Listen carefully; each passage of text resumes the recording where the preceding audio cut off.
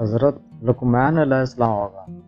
اللہ تعالیٰ نے ان کو ایسی حکمت عطا کی تھی کہ ان کا نام آج تک زندہ ہے، اور قرآن پاک میں بھی ایک سورت کا نام لقمان ہے۔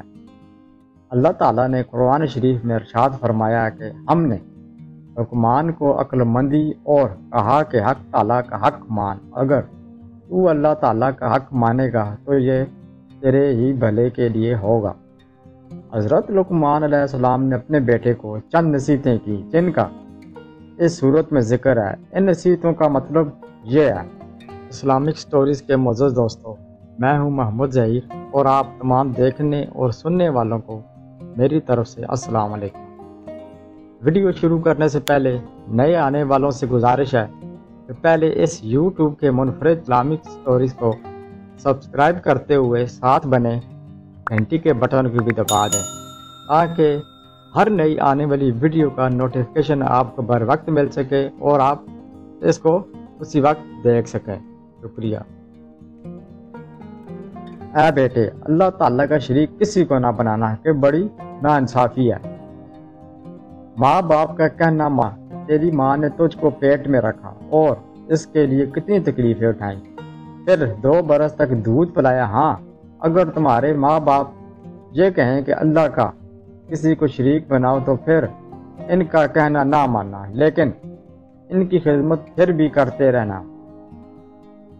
اے میرے بیٹے، اگر کوئی چیز رائی کے دانے کے برابر ہوگی اور وہ کسی پتھر میں ہو یا آسمان و زمین میں کہیں بھی ہوگی، اللہ اس کو قیامت کے روز حاضر کر دے گا۔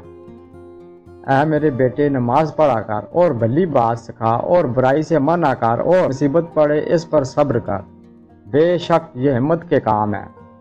اور لوگوں کی طرف اپنے گال نہ پھیلا اور زمین پر اکڑتا مت چل، یعنی غرور نہ کر۔ اللہ کو تڑانے والے اور غرور کرنے والے پسند نہیں۔ اور چل مسیح کی چال اور نیچی کر اپنی آواز، بے شک بری آواز گدھوں کی سی ہے۔